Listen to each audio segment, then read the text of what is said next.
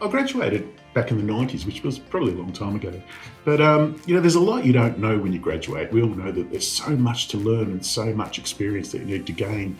And with dentistry, like any profession, you don't really know what you don't know. So I tended to find that going to meetings and meeting people was a really good opportunity to explore those thoughts and that thinking.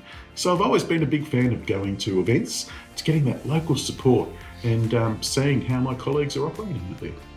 When you're working as a dentist, you really are working in a very small bubble. We're all so focused on making sure that our patients are getting awesome treatment that we really forget about ourselves and how we're going to progress and grow. And I tend to find that being able to connect with colleagues is such an important aspect to our professional life and our professional development. One of the things that I think is really important is being able to find that support when you need it.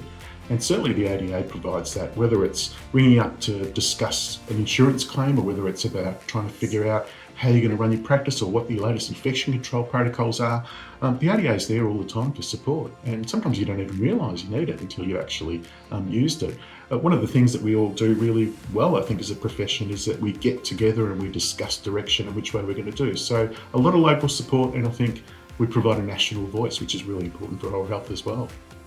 As a membership organisation, I think society is not valuing membership as much as they used to.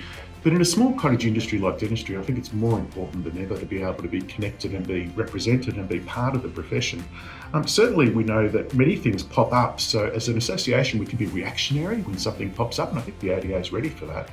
But also we need to think strategically about what the profession's going to look like in the future and start planning for that and encouraging debate and figuring out what the people that make the decisions are going to do for us into the future, and make sure that we've got a voice in that. And if we're doing it united, I think it's far better than being individuals. So it really is important to be part of your membership association. You look at the ADA and you think it's such a big organisation, but it's not really. It's a membership organisation made up by members, and we're there for the members. So belonging is really the biggest thing that I think. You end up meeting some amazing people, you hear some really good stories, and if you need help, advice or guidance, there's people always there to talk to. So it's an excellent association to be involved with.